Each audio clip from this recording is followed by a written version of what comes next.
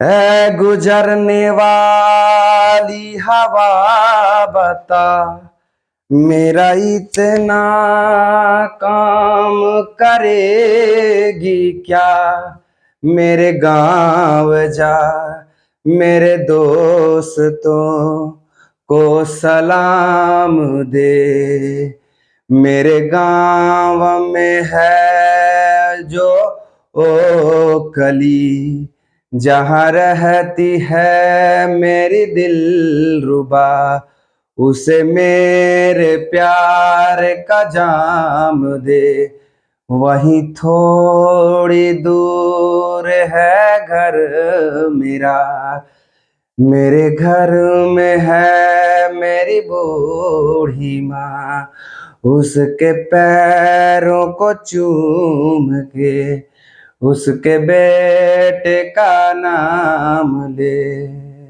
Hello दोस्तों, आप सभी का स्वागत है आपके अपने YouTube channel PC online classes में। दोस्तों मैं हूं पवन यादव। दोस्तों आज के इस क्लास में आपको बताने वाले हैं ग्रुप डी के प्रीवियस ईयर क्वेश्चन पेपर। सारे के सारे जो प्रश्न होंगे आज होंगे भूगोल से संबंधित, है ना। ग्रुप डी के एग्जामों में जो भूगोल से प्रश्न आए हैं आज उसका प्रश्न होगा, वो भी शानदार जानदार जबरदस्त होंगे। चलिए प्रश्नों की ओर चलते हैं।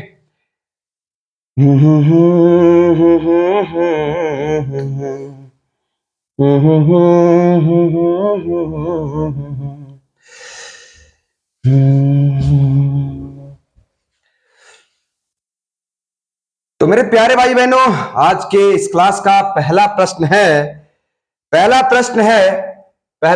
है ना। वो कहां गया? हाँ आ गए।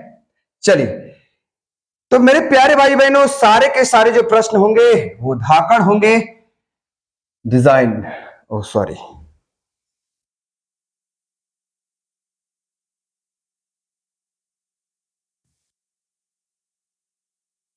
चलिए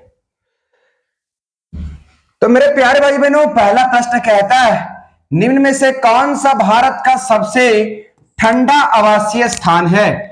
विच of the following is the coldest residential place in India. Bharat का सबसे ठंडा आवासीय स्थान कौन है? पहला ऑप्शन माउंट आबू, जम्मू, शिमला या द्रांस। तो मेरे प्यारे भाई बहनों, इसका सही जवाब होगा द्रांस। क्या होगा? द्रांस, है ना। द्रांस को जो है, द्रांस है ना, इस द्रांस को लद्दाख का प्रवेश द्वार कहा जाता है। लद्दाख का प्रवेश द्वार कहा जाता है, याद रखेंगे।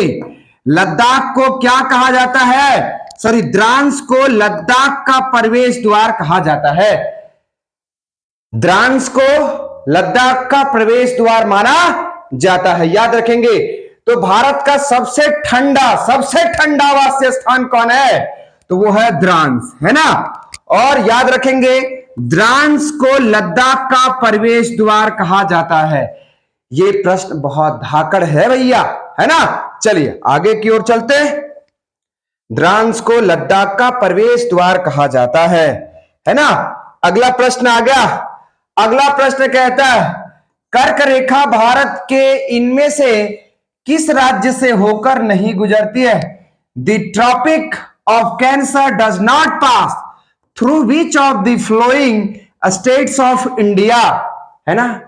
कर्क रेखा किस राज्य से नहीं गुजरती है ना, ये पूछ रहा है ये क्वेश्चन। पहला कहता है त्रिपुरा से, मध्य प्रदेश, उड़ीसा या राजस्थान। तो इसका सही जवाब होगा कि कर्क रेखा जो है मेरे प्यारे भाई बहनों, वो उड़ीसा से नहीं गुजरती है ना। अब हम आपको बताते हैं कि कर्क रेखा भारत के किन किन राज्यों से गुजरती है ना। चलिएगा, तो भारत में सबसे पहले जो कर्क रेखा है, कर्क रेखा वो 8 राज्यों से गुजरती है। भारत में कर्क रेखा 8 राज्यों से होकर गुजरती है। इसका ट्रिक है भैया, ट्रिक क्या है? ट्रिक मित्र पर गमछा झार, मित्र पर गमछा झार, है ना। मित्र पर गमछा झार, इस ट्रिक के माध्यम से आप याद कर पाएंगे कि भारत में कर्क रेखा किन किन राज्यों से होकर गुजरती है। तो पहला जो इसका जवाब होगा वो होगा मिजोरम। मिजोरम से होकर कर्क रेखा गुजरती है, याद रखेंगे। त्रा से क्या आ जाएगा भैया? त्रिपुरा। त्रिपुरा आ जाएगा। प से पश्चिम बंगाल से गुजरती है ना। र से क्या आ जाएगा? राजस्थान हो जाएगा। ग से क्या जाएगा? गुजरात, है ना, गुजरात हो जाएगा। एम से क्या जाएगा? मध्य प्रदेश। और छ से छत्तीसगढ़, है ना। और झार से अपना प्यारा सा लल्ला सा हो जाएगा रे रसगुल्ला, झारखंड, है ना। तो भारत में इन 8 राज्यों से होकर कर्क रेखा गुजरती है, जिसे याद करने का शानदार जानदार जबरदस्त तरीका है मित्र पर गमछा झार, है ना। मेरे प्यारे भाई बहनों, राजस्थान में कर्क रेखा सबसे छोटी गुजरती है, सबसे छोटी। और सबसे बड़ी कहां गुजरती है? मध्य प्रदेश में सबसे बड़ी कर्क रेखा है ना। सबसे छोटी कर्क रेखा कहां है? तो राजस्थान में। और सबसे बड़ी कहां पर है? मध्य प्रदेश में है, याद रखेंगे। मध्य प्रदेश में बड़ी है कर्क रेखा, वहां बड़े स्तर पर गुजरती है, और यहां राजस्थान में छोटी है कर्क रेखा। अपना झारखंड में जो है वो कर्क रेखा कहां से गुजरती है? ओरमांझी से, ओरमांझी रांची से। ओरमांझी पार्क देख रहे हैं ना, जहां पर चल रहा है सब कुछ, है ना। तो ये ओरमांझी से होकर जो है वो गुजरती है, कौन? कर्क रेखा झारखंड में। तो याद रखेंगे मेरे प्यारे भाई बहनों। चलिए अगले प्रश्न की ओर बढ़ते हैं। अगला प्रश्न है बहुत शानदार जानदार जबरदस्त है, बहुत ही शानदार जानदार जबरदस्त है। भारत को भौगोलिक क्षेत्र में बांटा गया। India is divided into geographical regions, है ना। मेरे प्यारे भाई बहनों, भारत को कितने भौगोलिक क्षेत्र में बांटा गया? क्या 7 में बांटा गया है, 5, 6 या 4? तो इसका सही जवाब होगा 6 भागों में बांटा गया है। अरे भैया कौन कौन है 6? तो चलिए देखते हैं कौन कौन है 6। तो भैया पहला है उत्तरी पर्वत श्रृंखला, है ना। उत्तरी पर्वत श्रृंखला, उत्तरी पर्वत श्रृंखला, है ना। दूसरा, ये पहला हो गया। दूसरा कौन है? उत्तर भारत का विशाल मैदान, उत्तर भारत का विशाल मैदान, विशाल मैदान, उत्तर भारत का विशाल मैदान। तीसरा प्रायद्वीपीय पठार, प्रायद्वीपीय पठार, है ना। चौथा कौन है रे? तो चौथा है थार मरुस्थल, थार मरुस्थल, है ना। पांचवा कौन है? समुद्र तटीय मैदान, समुद्र तटीय मैदान। और छठा कौन है? छठा है द्वीप, है ना।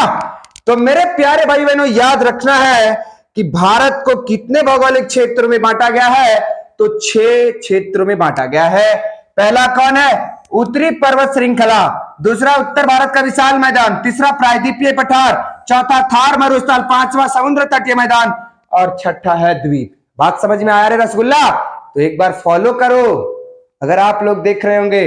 अगर आप हमें YouTube में देख रहे हैं तो सब्सक्राइब करिए भैया और शेयर करिए, है ना। चलिए आगे बढ़ते हैं, अगले प्रश्न की ओर चलते हैं। सारे प्रश्नों को जो है ना वो नींबू की तरह निचोड़ देंगे, कसम घुंघरू की झंकार की। अगला प्रश्न है मेरे प्यारे भाई बहनों, भारत भूमध्य रेखा से मात्र डॉट डिग्री उत्तर में है ना। 6 डिग्री में है, 10 डिग्री में है, 8 डिग्री में है, या 7 डिग्री में है ना। तो मेरे प्यारे भाई बहनों, ये पहले क्या है? ये है आपका 0 डिग्री रेखा, है ना। 0 डिग्री रेखा, इसे भूमध्य रेखा भी कहा जाता है, भूमध्य रेखा, या इसे विषुवत रेखा भी कहते हैं, है ना। तो इस विषुवत रेखा, इस 0 डिग्री रेखा के ऊपर में है अपना प्यारा सा भारत, है ना। यहां पर है अपना भारत, बात समझ में आया? ये है भारत, है ना। तो भारत का जो उत्तरी अक्षांश है 1 2 3 4 5 6, ये 0 है ना, तो यहां से शुरू हो रहा है 1 2 3 4 5 6, है ना। तो भारत का जो उत्तरी अक्षांश है ना, भारत का जो उत्तरी अक्षांश है ना भैया, वो शुरू होता है 6 डिग्री 4 से।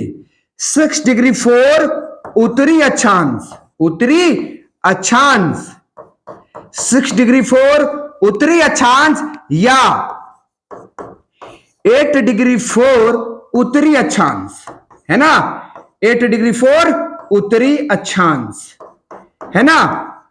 8 डिग्री 4 उत्तरी अक्षांश से 37 डिग्री 6, है ना, ये भारत का अक्षांशीय विस्तार है। भारत की अगर मुख्य भूमि की बात करेगा तो भारत की मुख्य भूमि का अक्षांशीय विस्तार होगा 8 डिग्री 4 उत्तरी अक्षांश से 37 डिग्री 6 उत्तरी अक्षांश। अगर भारत के समुद्र द्वीपों की, अंडमान निकोबार द्वीपों की सारे समूह की बात की जाएगी तो भारत का जो अक्षांशीय विस्तार होगा वो 6 डिग्री 4 उत्तरी अक्षांश से 37 डिग्री 6 उत्तरी अक्षांश होगा, है ना। एक और समझते हैं, ये है मेरे प्यारे भाई बहनों अपना प्यारा सा सुंदर सा इंडिया, है ना मेरे प्यारे भाई बहनों। तो याद रखेंगे ये अपना प्यारा सा भारत है ना, ये लक्षद्वीप और ये अंडमान निकोबार द्वीप, है ना। तो भारत की मुख्य भूमि का अक्षांशीय विस्तार की बात करेगा, भारत की मुख्य भूमि का अक्षांशीय विस्तार बात करेगा तो 8 डिग्री 4 उत्तरी अक्षांश से शुरू होकर 37 डिग्री 6 उत्तरी अक्षांश के बीच में स्थित है। कौन? भारत। लेकिन अगर इसमें द्वीप समूहों की बात करेगा तो भारत का जो अक्षांशीय विस्तार होगा वो 6 डिग्री 4 उत्तरी अक्षांश से 6 डिग्री 4 उत्तरी अक्षांश से 37 डिग्री 6 उत्तरी अक्षांश के बीच में स्थित है। कौन? भारत। तो याद समझ में आया, है ना। भारत की अगर मुख्य भूमि की बात करेगा तो 8 डिग्री 4 उत्तरी अक्षांश से शुरू होकर भारत 37 डिग्री 6 उत्तरी अक्षांश के बीच में स्थित है। भारत के अगर द्वीप समूहों की बात करेगा तो भारत की द्वीप समूहों का उत्तरी अक्षांश होगा, हम लेकर बात करेंगे तो 6 डिग्री 4 उत्तरी अक्षांश से शुरू होगा और 37 डिग्री 6 उत्तरी अक्षांश के बीच में कौन है? अपना भारत। बात समझ में आया? मुख्य भूमि और द्वीप समूहों को शामिल करेंगे तो क्या होगा? बात समझ में आया ना। द्वीप समूह को शामिल करेंगे तो भारत का उत्तरी अक्षांश क्या जाएगा? 6 डिग्री 4 उत्तरी अक्षांश। अगर सिर्फ मुख्य भूमि होगा तो 8 डिग्री 4 उत्तरी अक्षांश। याद हो गया ना? चलेगा। तो इसका आंसर हो जाएगा 6 डिग्री भी होगा और 8 डिग्री होगा। 8 डिग्री कैसे? भारत की मुख्य भूमि अगर द्वीप समूह को शामिल करेंगे तो 6 डिग्री 4 उत्तरी अक्षांश से शुरू होता है भारत का अक्षांशीय विस्तार, है ना। बात समझ में आया ना? अक्षांश और देशांतर पहले के क्लास में बताएं, एक बार YouTube में जाके देखना, चाहे हमारे Facebook में जाके देखे, वहां आपको पूरा समझाया गया कि अक्षांश एवं देशांतर किसे कहते हैं, है ना। चलिए आगे। चलिए अगला प्रश्न है मेरे प्यारे रसगुल्लो, एक ही प्रश्न है ये ना। चलिए आगे बढ़ते हैं। अगला प्रश्न है, पश्चिम बंगाल देशों के साथ सीमाएं साझा करता है। 4 देशों के साथ, 1 देशों के साथ, 2 देशों के साथ या 3 देशों के साथ? सबसे पहले हम लोग समझेंगे, है ना। सबसे पहले क्या करेंगे? हम लोग समझेंगे। ये है आपका पश्चिम बंगाल। ये क्या है? पश्चिम बंगाल है ना। पश्चिम बंगाल है भैया, है ना। अब यहां पर क्या है? यहां है नेपाल। यहां कौन है? नेपाल और बिहार। बिहार है ना, बिहार है। यहां है अपना प्यारा सा झारखंड। यहां पर कौन है भाई? सिक्किम। सिक्किम है ना। और यहां पे क्या है? भूटान, है ना। भूटान है। यहीं पर क्या है आपका? असम, है ना। असम। उसके बाद यहां कौन है? बांग्लादेश। बांग्लादेश, बांग्लादेश, है ना मेरे प्यारे भाई बहनों। और यहां कौन है? उड़ीसा। उड़ीसा। तो अब बताना है कि पश्चिम बंगाल किन देशों के साथ सीमाएं साझा करती है? तो पहला तो नेपाल हो गया, दूसरा भूटान हो गया और तीसरा बांग्लादेश। इसका मतलब पश्चिम बंगाल की जो सीमा टच करती है वो 3 देशों के साथ टच करती है ना। पश्चिम बंगाल देशों के साथ सीमाएं साझा करती है। कितने देशों के साथ अपनी सीमा साझा करती है? कौन? पश्चिम बंगाल। तो मेरे प्यारे भाई बहनों याद रखेंगे 3। पहला कौन हो जाएगा? पहला हो जाएगा नेपाल, दूसरा भूटान, तीसरा बांग्लादेश। याद रखेंगे नेपाल की राजधानी है काठमांडू, है ना, काठमांडू। भूटान की राजधानी कहां है रे? थिम्पू, है ना। भूटान की राजधानी कहां? थिम्पू। और बांग्लादेश की राजधानी कहां है? ढाका। बात समझ में आया? तो बांग्लादेश की सीमा 3 देशों के साथ लगती है। कौन कौन? नेपाल, भूटान और बांग्लादेश के साथ।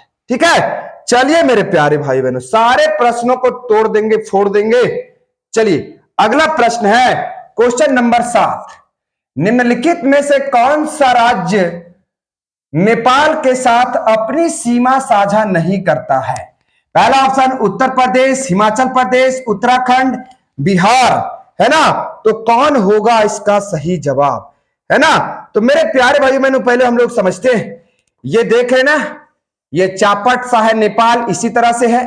यहां पर है आपका उत्तराखंड, यहां पर है आपका यूपी, यहां पे है बिहार, है ना, बिहार। यहां है पश्चिम बंगाल, पश्चिम बंगाल, है ना। यहां पे कौन है? सिक्किम, सिक्किम है ना। और ये कौन है भैया? नेपाल, है ना। अब जरा सोचिए कि ये सारे राज्य जो है ये नेपाल के साथ अपनी सीमा बनाते हैं, तो इसमें कौन नहीं होगा? हिमाचल प्रदेश, है ना। हिमाचल प्रदेश जो है वो नेपाल के साथ अपनी सीमा साझा नहीं करता है। याद रखना रे रसगुल्ला, है ना। एक क्वेश्चन याद रखना कि नेपाल की सबसे बड़ी नदी कौन है? करनाली नदी, करनाली नदी, नदी सबसे बड़ी नदी है, सबसे बड़ी नदी है, सबसे बड़ी नदी, है ना। तो नेपाल की सबसे बड़ी नदी की बात करेगा तो वो हो जाएगा करनाली नदी, सबसे बड़ी नदी है ना।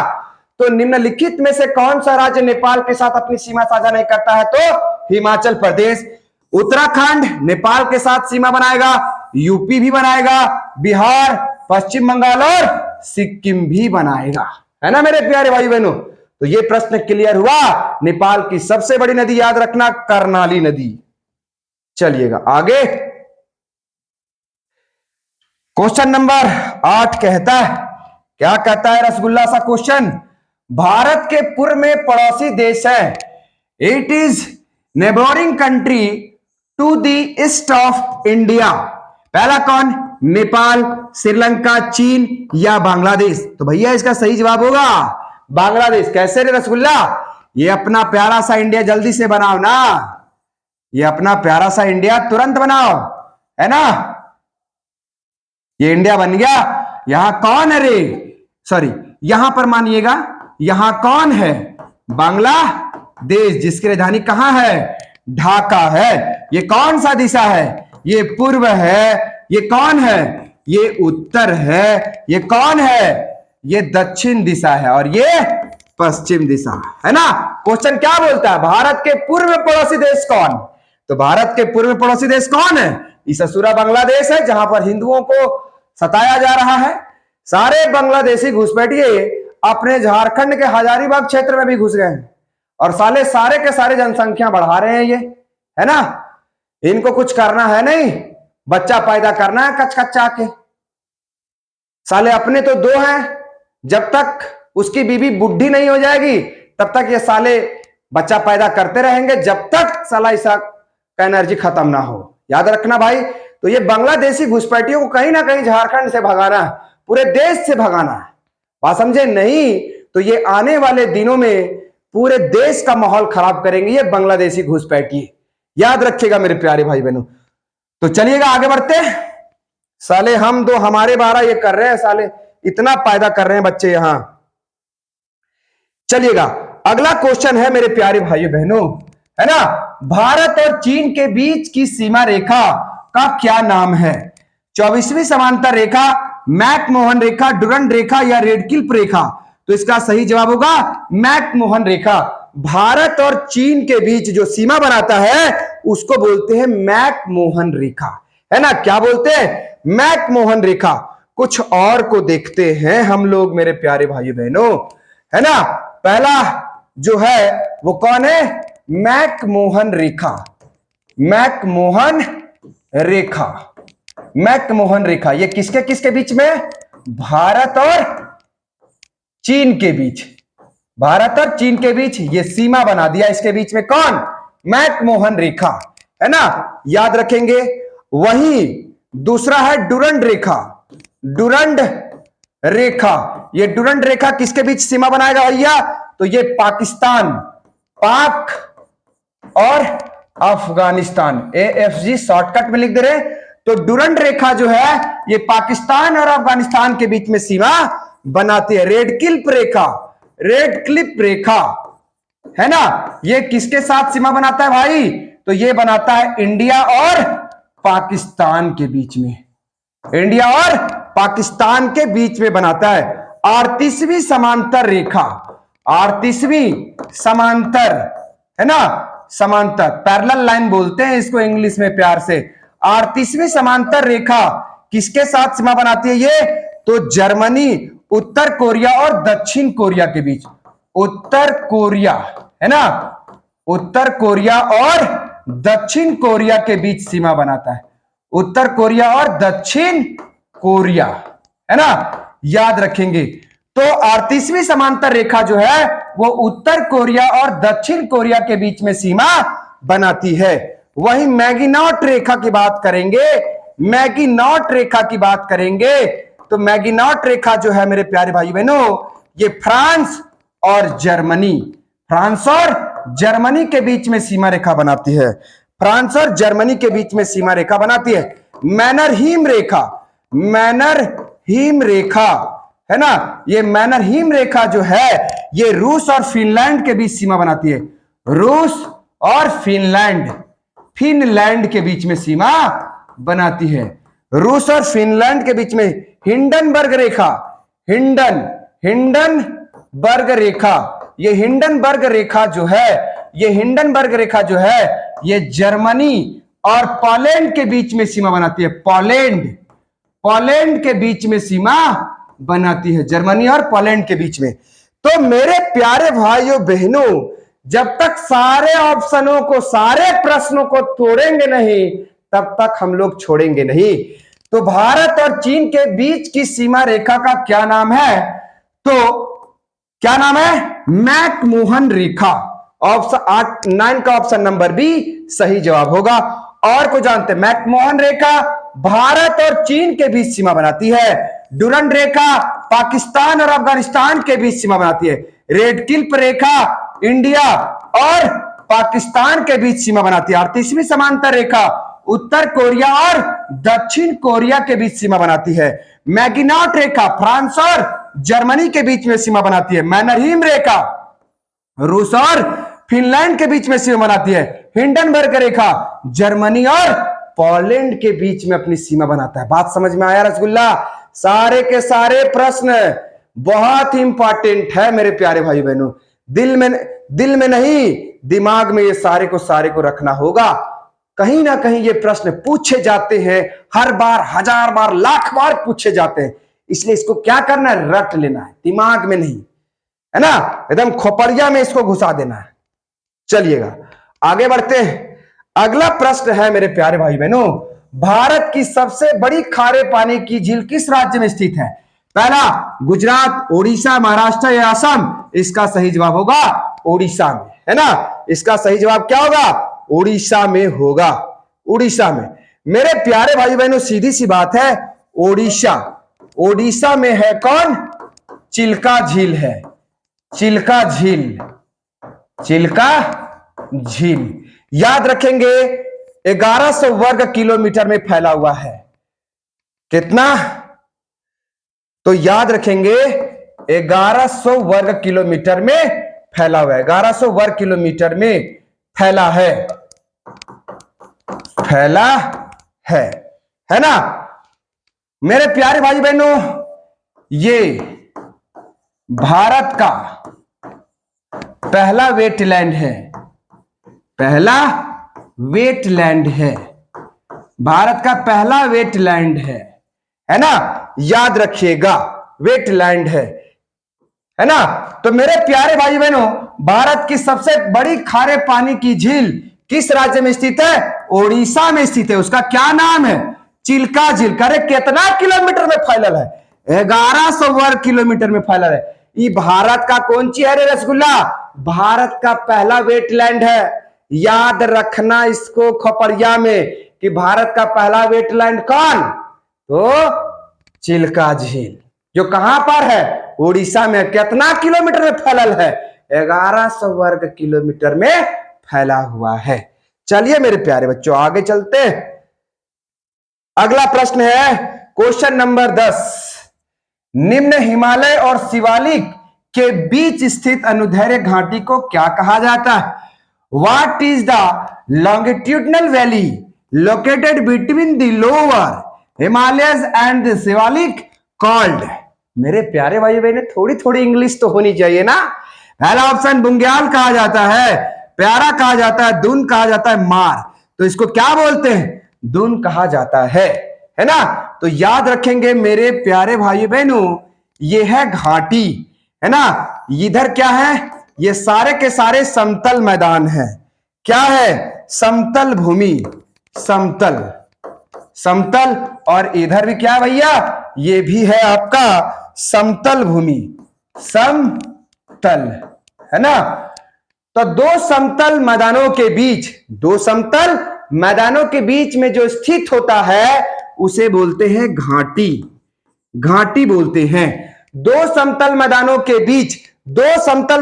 बीच जो खाई होता है, जो गड्ढा होता है, उसको क्या बोलते हैं रे? घाटी बोलते हैं, वैली बोलते हैं। याद रखना। तो इधर कौन है भैया? इधर है हिमालय, और इधर कौन है? शिवालिक, है ना। इधर है हिमालय और इधर है शिवालिक, और इसके बीच में जो खाई है, जो घाटी है, जो वैली है, उसी को बोला गया है क्या? दून बोला गया है रसगुल्ला। क्या बोला गया? दून बोला गया। अरे समझ में आया? दो समतल मैदानों के बीच, इधर भी समतल भूमि है, इधर भी समतल भूमि है, और ये बीच वाला गड्ढा वाला भूमि है, खाई वाली भूमि। इसी भूमि को बोलते हैं घाटी, है ना। तो हिमालय और शिवालिक श्रेणियों के मध्य में जो घाटियां पाई जाती हैं उसे बोलते हैं दून। क्या बोलते हैं रसगुल्ला? अरे दून बोलते हैं, है ना। तुम लोग मेरे चैनल को सब्सक्राइब नहीं कर रहे हो, फॉलो नहीं कर रहा है भैया, फॉलो करो यार, है ना। बात समझ रहे हैं ना? बहुत मेहनत करते हैं हम आप सभी के प्रति। तो चलिए अगले प्रश्न की ओर हम लोग चलते हैं।